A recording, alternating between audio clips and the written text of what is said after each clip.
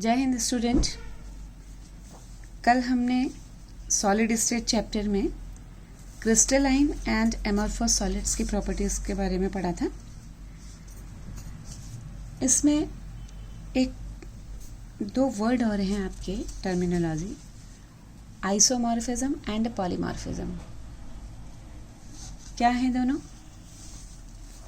आपने allotropic forms पढ़ा है, आपने एलोट्रोपी पढ़ा है 9th-10th के स्टैंडर्ड में, कि जब कोई एक ही एलिमेंट अपने दो या उससे ज़्यादा रूप में पाया जाता है तो उसको हम उस फेनोमेना को हम एलोट्रोपी कहते हैं। इसी का वर्ड है पॉलीमॉर्फिज्म। पॉलीमॉर्फिज्म का मतलब है कि एक पर्टिकुलर सब्सटेंस जब अपने दो या उससे ज़्यादा फॉर्म्स में मिलता है, means the existence of a particular substance in more than one crystalline forms. For example, calcium, आपका कैल्शियम कार्बोनेट है, दो क्रिस्टलाइन फॉर्म है उसकी, known as calcite and aragonite. Polymorphism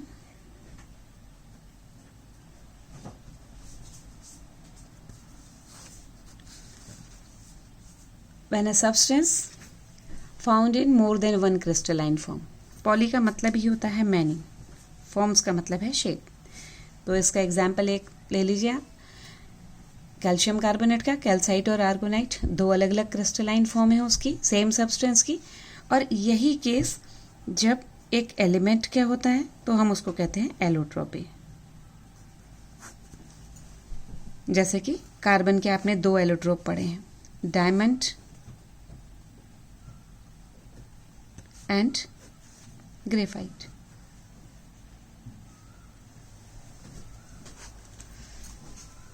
तो पॉलीमॉर्फिज्म क्या है? Means some substance adopt different structural arrangement under different conditions. These different arrangements are called polymorphs. Diamond and graphite polymorphism का example है, क्योंकि ये सिर्फ कार्बन एलिमेंट शो कर रहा है, इसलिए इस केस में पर्टिकुलर हम इसको यहाँ पर एलोट्रोपी कहते हैं। ठीक, जो डायमंड का स्ट्रक्चर है वो ग्रेफाइट के स्ट्रक्चर से बहुत डिफरेंट है, और जबकि दोनों ही कार्बन एलिमेंट के बने हुए हैं, इनकी प्रॉपर्टीज़ में भी बहुत डिफरेंस है। आपको पता है कि जो डायमंड है it is the hardest known substance, whereas graphite is soft and good conductor of electricity, whereas diamond is poor conductor of electricity. इसका स्ट्रक्चर अभी हम आने वाले अभी टॉपिक में पढ़ेंगे डिटेल में, कि ये क्यों पुअर कंडक्टर है इलेक्ट्रिसिटी का और ये क्यों गुड कंडक्टर है ग्रेफाइट इलेक्ट्रिसिटी का। एक टॉपिक थोड़ा सा आपने कल जो क्रिस्टलाइन और एमॉर्फस सॉलिड पढ़ा था, उसमें कभी कभी एक नंबर के क्वेश्चन में आपसे एमॉर्फस सॉलिड्स का यूज़ पूछा जा सकता है। आपको पता है कि जो एमॉर्फस सॉलिड है, एग्जाम्पल्स हैं उसके ग्लास, रबर, प्लास्टिक। तो जो एमॉर्फस सॉलिड है, एक तो जो सिलिकॉन है, इसका फोटोवोल्टाइक मटेरियल के रूप में यूज़ होता है। ये यूज़ में आता है for converting the sunlight into electricity, जैसे कि फोटोवोल्टाइक सेल में होता है। रबड़ भी एक एमॉर्फस सॉलिड है which is used in making tyres, shoe soles etcetera. And बहुत सारे जो इनके एमॉर्फस सॉलिड में प्लास्टिक्स जो हैं, ये तो वाइडली यूज़ होता है in making the articles. Plastic का यूज़ सबको मालूम ही है। तो ये यूजेस हैं इनके। ग्लास का यूज़ आपको पता है, वाइडली यूज्ड एमॉर्फस सॉलिड है ग्लास भी, inorganic glass. It is used in the construction, house ware, laboratory ware. तो ये तीनों के तीनों जो एमॉर्फस सॉलिड है, ग्लास, रबर, प्लास्टिक, इनका डे टू डे लाइफ में बहुत यूज़ है। अब हम नेक्स्ट जाएंगे। मैंने कल भी कहा था कि जो क्रिस्टलाइन और एमॉर्फस सॉलिड है, क्रिस्टलाइन सॉलिड में हम फोकस करेंगे यहाँ पर। तो क्लासिफिकेशन देखेंगे सबसे पहले, क्रिस्टलाइन सॉलिड कितने तरह का है। क्लासिफिकेशन में 4 टाइप्स के हैं हमारे crystalline solid. First one is molecular solid.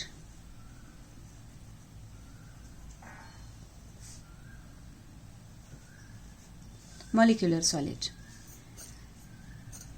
Second है आयनिक सॉलिड।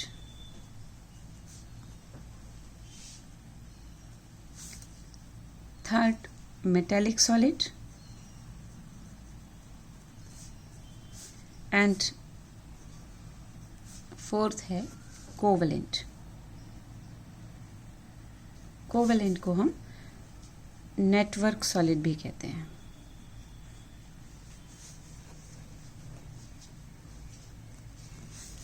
तो जो मॉलिक्यूलर सॉलिड है, नेम से क्लियर है कि इनके जो कंस्टिट्यूएंट पार्टिकल्स हैं वो मॉलिक्यूल्स होंगे।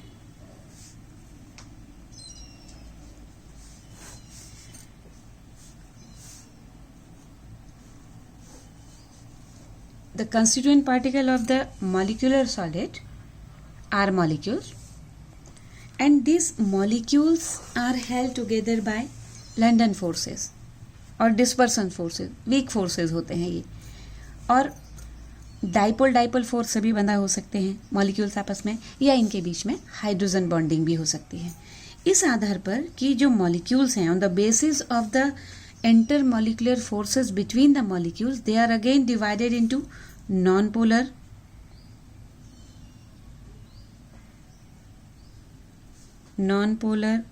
molecular solids, polar molecular solids, and hydrogen bonded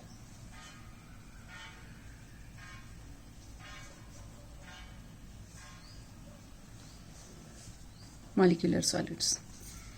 Depending upon the force of interaction between the molecules, or we can say that type of molecular interaction between them, they are again divided into three types: non-polar molecular solid, polar molecular solid, and hydrogen bonded molecular solid. क्या है non-polar molecular solid?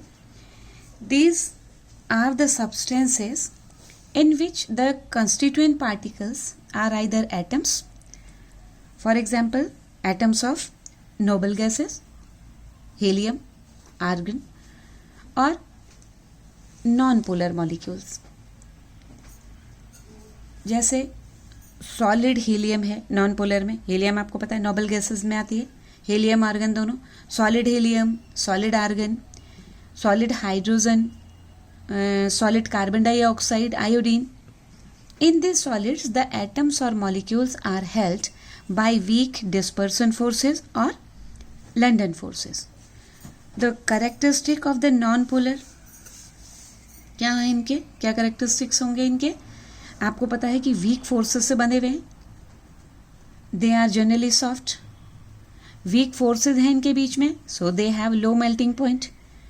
low melting point है इनका, so they are found in usually liquid or gaseous state at room temperature and pressure, and they are non-conductor of electricity because they consist of neutral molecule in solid as well as dissolved state. molecules हैं, hydrogen के हैं, solid helium है, solid argon है, neutral molecules हैं, तो non conductor होंगे electricity के भी, क्योंकि बीच में जो फोर्सेज हैं इंटरमॉलिक्यूलर बहुत कम है, इसलिए ये रूम टेम्परेचर पर लिक्विड या गैसियस फॉर्म में भी हैं। वोलेटाइल हैं, और जो वोलेटाइल हैं, जो वेपोराइजेशन एंथैल्पी है, एंथैल्पी ऑफ वेपोराइजेशन है, ये भी बहुत कम है। क्यों? क्योंकि इंटरमॉलिक्यूलर फोर्सेस बहुत वीक हैं। तो non polar molecular solid non conductor है इलेक्ट्रिसिटी के, लो मेल्टिंग पॉइंट है, और रूम टेम्परेचर पर जनरली गैसियस फॉर्म में है या लिक्विड फॉर्म में है, वोलेटाइल हैं, and they have the low enthalpy of vaporisation. Second, जो पोलर मॉलिक्यूलर सॉलिड्स हैं,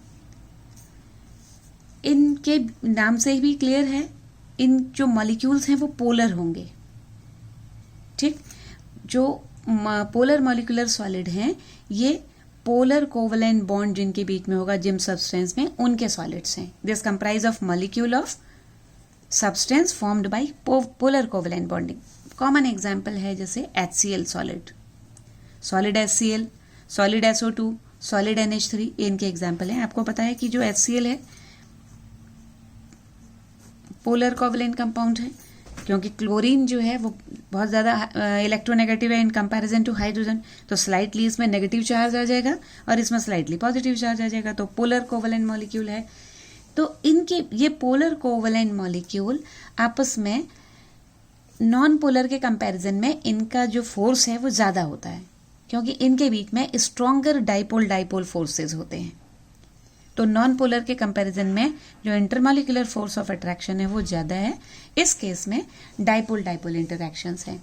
तो होंगे ये सॉलिड भी solid, this two are soft होंगे, this two are soft and non conductor of electricity, क्योंकि यहाँ पर भी फ्री मूवमेंट के लिए कोई इलेक्ट्रॉन नहीं है, पोलर पोलर कोवेलेंट बॉन्ड से बंधे हुए हैं। इनके भी मेल्टिंग और बॉइलिंग पॉइंट लो होंगे as in case of non polar, but their melting and boiling point are higher than those of non polar molecules. ये भी रूम टेम्परेचर पर नॉन पोलर की तरह लिक्विड होंगे या गैस होंगे। रूम टेम्परेचर पर और प्रेशर पर इनकी तरह ये भी लिक्विड ही होंगे या गैस होंगे। इनकी जो एंथैल्पी और वेपोराइजेशन है पोलर की, वो इसके कंपैरिजन में हायर है। तो जनरली आपने देखा प्रॉपर्टीज वही हैं, लेकिन उनका जो वैल्यू है वो थोड़ी बढ़ी हुई है पोलर के केस में। थर्ड है हाइड्रोजन बॉन्डेड। ये वो मॉलिक्यूल्स हैं जिनके बीच में हाइड्रोजन बॉन्डिंग होगी। ठीक, हाइड्रोजन बॉन्डिंग उनके बीच में होगी। जैसे सॉलिड वाटर है, यानी कि आइस है, क्या होता है, H2O मॉलिक्यूल है। आपको पता है कि ऑक्सीजन हाइड्रोजन के कंपैरिजन में बहुत ज़्यादा इलेक्ट्रोनेगेटिव है। ठीक है, तो जो नेगेटिव एंड है एक मॉलिक्यूल का, यानी कि ऑक्सीजन का, जो इसका नेगेटिव एंड है, it attract the positive end of the neighbouring molecule. ये ऑक्सीजन क्योंकि हाइड्रोजन के कंपैरिजन में बहुत ज़्यादा इलेक्ट्रोनेगेटिव है, तो इसमें नेगेटिव चार्ज होगा, जिसको हम ऐसे दिखा रहे हैं डेल नेगेटिव, और हाइड्रोजन का पॉजिटिव चार्ज होगा। ठीक, पोलैरिटी आ जाएगी मॉलिक्यूल में। तो क्या होगा कि negative end of one molecule attracts the positive end of neighbouring molecule. तो हाइड्रोजन बॉन्डिंग होगी in between O and H। तो हाइड्रोजन बॉन्डिंग होने से क्या होगा, ये मॉलिक्यूल इनके कंपैरिजन में, पोलर और नॉन पोलर के कंपैरिजन में, ये मॉलिक्यूल इनका जो मेल्टिंग और बॉइलिंग पॉइंट होगा इनके कंपैरिजन में ज़्यादा होगा, क्योंकि ये बॉन्डिंग ज़्यादा स्ट्रांग है, हाइड्रोजन बॉन्डिंग। होंगे ये भी वॉलेटाइल लिक्विड होंगे, सॉफ्ट सॉलिड होंगे रूम टेम्परेचर और प्रेशर पर, और ये भी नॉन कंडक्टर हैं, क्योंकि यहाँ पर भी आपको दिख रहा है कि फ्री इलेक्ट्रॉन नहीं है मूवमेंट के लिए। मेल्टिंग और बॉइलिंग पॉइंट इनके थोड़े हायर होंगे नॉन पोलर और पोलर के कंपैरिजन में, क्योंकि हाइड्रोजन बॉन्डिंग है। हाइड्रोजन बॉन्डिंग होने से इनके MPBP ज़्यादा होंगे। तो ये हैं molecular solid, non polar, polar and hydrogen bonded. Second आया हमारा आयोनिक सॉलिड्स।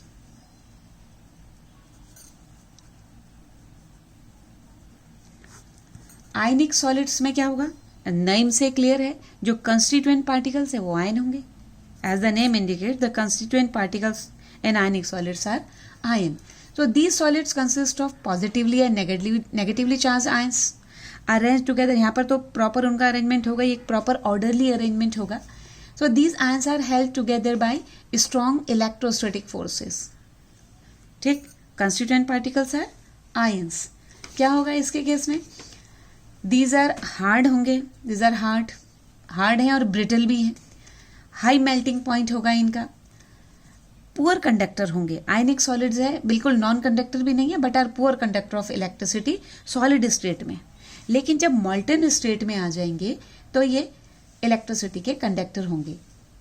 ठीक, मॉल्टन स्टेट में क्योंकि जो आयंस हैं वो थोड़ा फ्री हो जाते हैं मूव करने के लिए, जो इनके बीच में इंटरआयनिक फोर्स है, क्योंकि मॉल्टन स्टेट में आ गए हैं, इसका मतलब वो थोड़ा लूज हो गया है। थोड़ा लूज हो गया तो इसका मतलब आयंस थोड़ा फ्री हो गए हैं मूव होने के लिए, तो मॉल्टन स्टेट में ये इलेक्ट्रिसिटी को कंडक्ट करते हैं। They have the high enthalpy of vaporisation. आपको पता है फोर्स ऑफ अट्रैक्शन ज़्यादा है, जो इंटरमॉलिक्यूलर फोर्स है। And they are soluble in water, क्योंकि आयनिक हैं, तो पोलर सॉल्वेंट है जैसे वाटर है उन सब में सॉल्युबल होंगे, और जो नॉन पोलर सॉल्वेंट हैं जैसे बेंजीन है, कार्बन टेट्राक्लोराइड है एंड कार्बन डाइसल्फाइड है, उसमें ये सॉल्युबल नहीं होंगे। इनके एग्जाम्पल हैं जैसे NaCl कॉमन साल्ट का क्रिस्टल है, पोटेशियम नाइट्रेट है, लिथियम फ्लोराइड है, ये इसके एग्जाम्पल हैं आयनिक सॉलिड्स के। थर्ड है मेटालिक सॉलिड्स।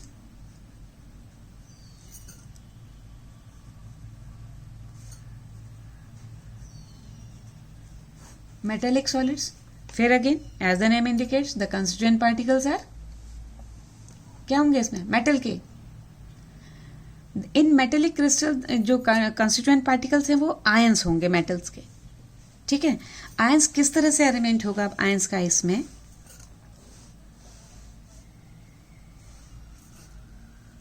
ये पूल ऑफ इलेक्ट्रॉन्स है,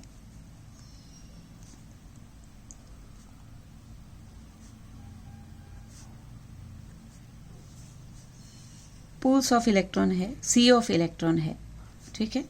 इसमें बीच बीच में आपके पॉजिटिवली चार्ज आयंस हैं और इनका एक प्रॉपर ऑर्डरली अरेंजमेंट है, इनको हम कहते हैं कर्नल। और ये है सी ऑफ इलेक्ट्रॉन्स,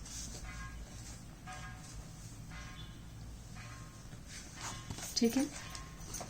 फिगर में बिल्कुल क्लियर दिख रहा है आपको, ये मैंने पूरा बनाया नहीं है, ऐसे यहाँ पर ये सब कर्नल्स आएंगे और पूरा जो है सी ऑफ इलेक्ट्रॉन है, इलेक्ट्रॉन सी मॉडल है इसका। इलेक्ट्रॉन्स आपको क्लियर दिख रहा है, मेटेलिक क्रिस्टल में पूरा इस तरह से फैले हुए हैं, पूरे उसमें स्प्रेड है, ठीक है। इलेक्ट्रॉन्स इन मेटेलिक क्रिस्टल ये मोबाइल हैं और इवनली स्प्रेड है, आपको दिख रहा है throughout the crystal.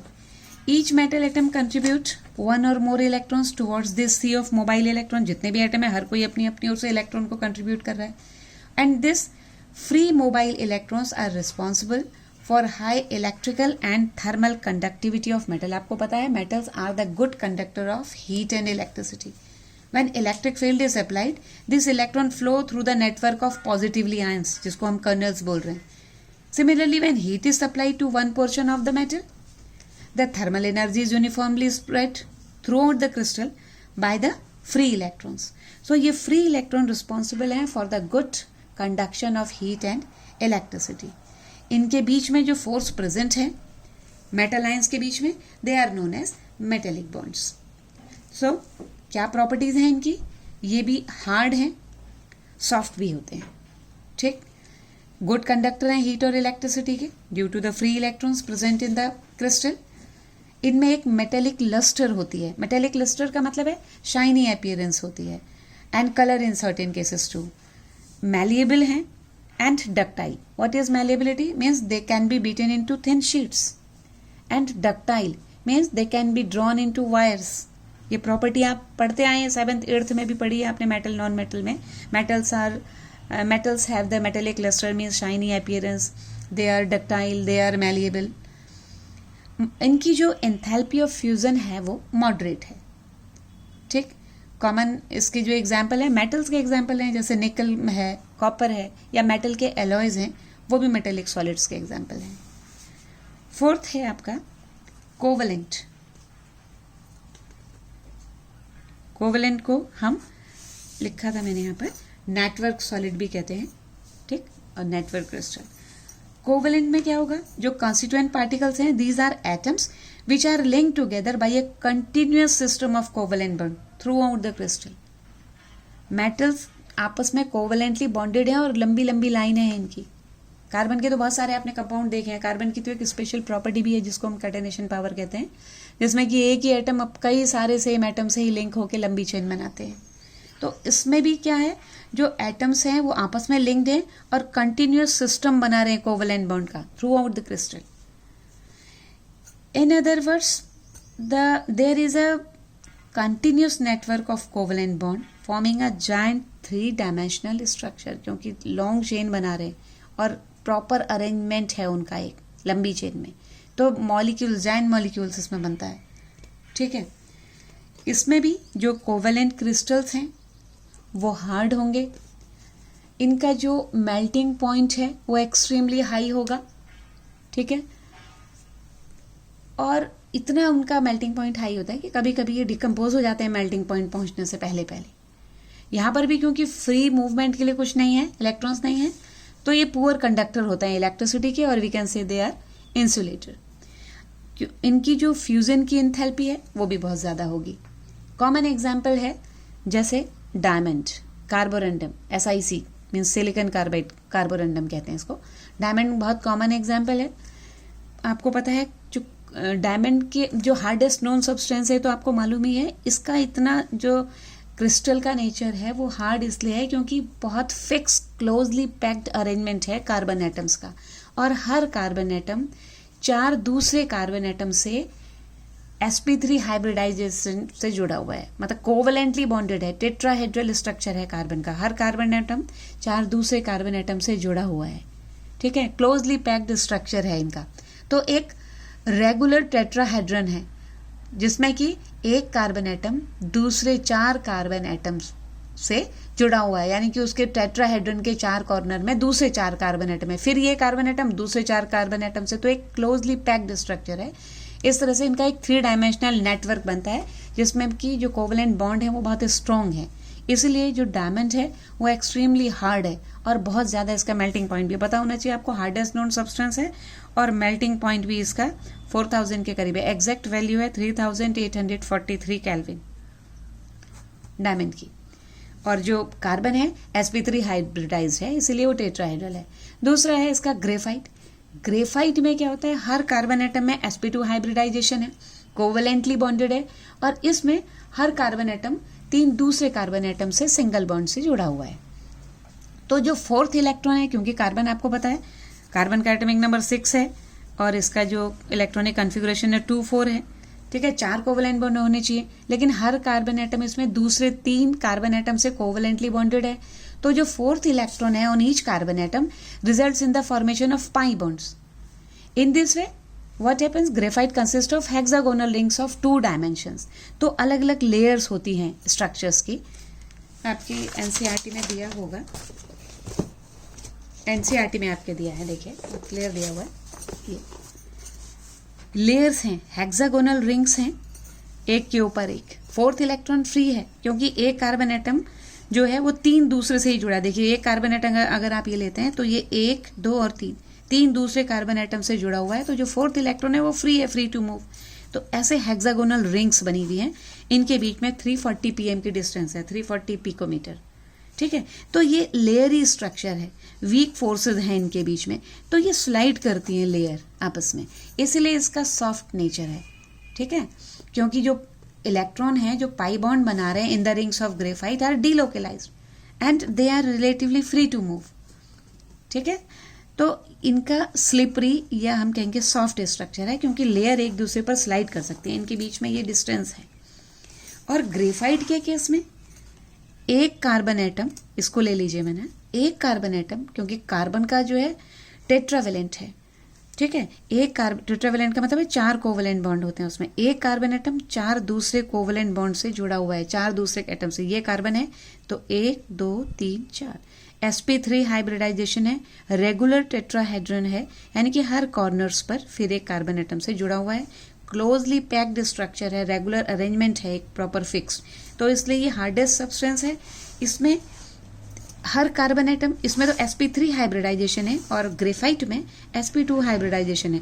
Her carbon atom 3 carbon atom से कोवलेंटली बॉन्डेड है और पाई इलेक्ट्रॉन्स फ्री हैं, इसमें 4था इलेक्ट्रॉन फ्री है, इसीलिए ये हीट एंड इलेक्ट्रिसिटी का कंडक्टर है।